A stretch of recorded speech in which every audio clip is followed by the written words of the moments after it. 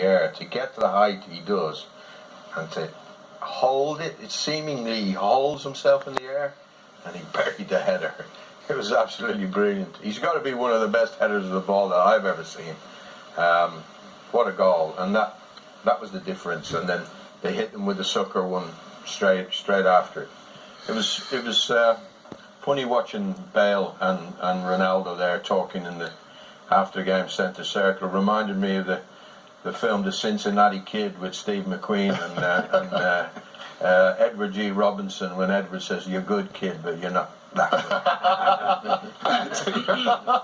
I think he was giving words of encouragement to Bale to say, "You had a great tournament, but..." You mean he didn't say that? We get subtitles. I thought he did. Because Bale was talking before, and he was saying, like, I think Tony Kroos at Madrid was slagging him, saying, "You're only going to be here for 3 games."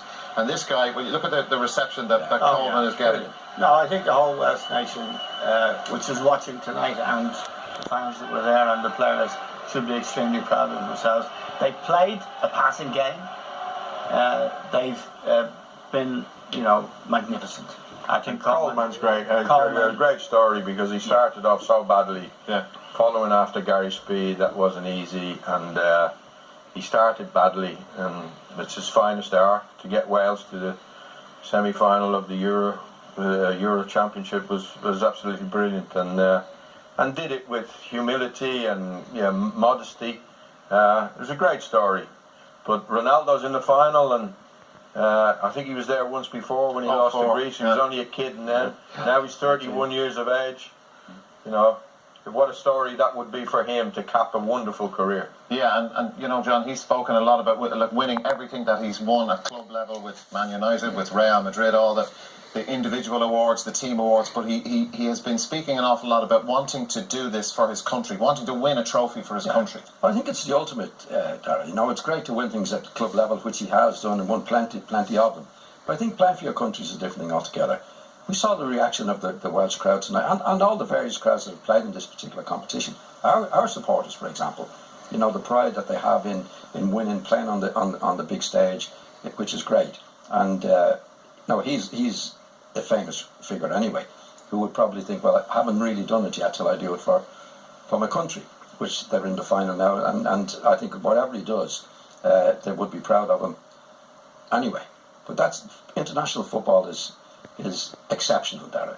It's even better than club football when you do as well as the Wales have done, and Portugal as well. It also carries pressure for the great players, doesn't it, John? I mean, Messi hasn't done it yet, has he? No, Messi hasn't, and Ronaldo hasn't done it. Yeah, I mean, Messi has been severely criticised by Maradona, who won the World Cup for Argentina, and says Messi has never done it, and he won't be the man until he does it, which I think is hard, but it's something those great players feel. I mean, I know John in particular played in the dark days of Ireland and felt pressure, because people in your own country judge you as much by what you do in your own shirt as what you do for Real Madrid or somebody else, or Manchester United. What have you done for us? It's natural. And I think in that respect, I suppose Ronaldo's due. And he's, he did it tonight. He stepped up to the plate. We've all been critical of him for one reason or another. But when you think of the Champions League final, when he looked as if he was struggling, and was struggling, but he stepped up to the plate tonight. The first goal is magnificent. It really is. And the other thing it shows, I think, guys, if there is a chink in your armour, and there was a chink in the Welsh armour, the great players expose it. That's what they do. Somewhere along the line. They're predators. If there's a weakness, Darragh, but it's a funny game football in that respect. Like, you could play 10 games, say the full back is doing weak or centre back's doing, get away with it for 10 games. But somewhere along the line, it's going to catch up with you. And I think that's what, well, I'm not saying that Eamon's strength, that's what Eamon is saying, that the corner kick, it was just an average corner kick, that there was a chink in the Welsh armour there, and Ronaldo took full advantage of it. Ruthlessly. I mean, his goal scoring, it's freakish, it's incredible, it's stunning. Yeah, I mean, Liam called it at half time. John called it before the match. It would be a set piece, but whatever, there's a way, they find a way. And we'll see when we analyse the goal that Chester is left one-on-one with him and finds himself in a hopeless position. But it's not an accident. If that goes out there for 90 minutes and you're giving corners away, and he's going to get on the end of it. Liam, how do you think they will do in the final?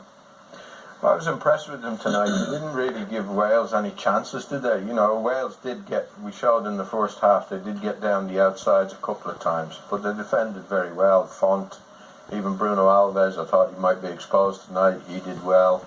All the crosses that came into their box, they dealt with. So they're a strong team, tactically set up well, technically good on the ball. They don't panic on the ball. They're able to find one another. And with this guy up front, you know, this guy up front, they had Pepe was missing.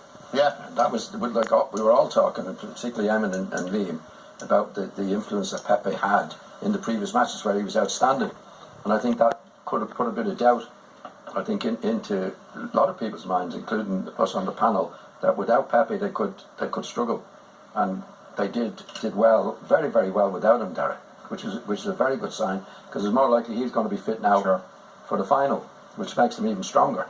the keeper looks all right as well, doesn't he? The keeper didn't do anything wrong. He looks safe enough, you know. Fullbacks get forward. We saw Cedric putting in some good balls. Guerreiro's cross for the goal for Ronaldo was a top class. So, you know, this championship hasn't got any outstanding team from what we've seen so far. And now we're down to the one semi-final tomorrow night in Portugal. You can't say Portugal are a magnificent team. They're not, but they're functional. Yeah. And they're good tactically, and they're strong physically, and they've got that guy up front, whatever his name is. Look at the Germans and the French. Look at the French back four, and they're poor, very poor. Yeah. And look at the Germans all around the pitch. There's problems there, especially tomorrow night with Hummels missing at the back, big player for them. But you look at the Portuguese team, you don't see any outrageous or striking weakness. They're, as Liam says, they're functional. And then you have Ronaldo. And when Pepe comes back, you've got a leader there. So they're, you know, not a bad bet now to go all the way. Absolutely. Well, they take their place in Sunday's final. They'll have an extra day's rest as well. France and Germany playing tomorrow night. We've got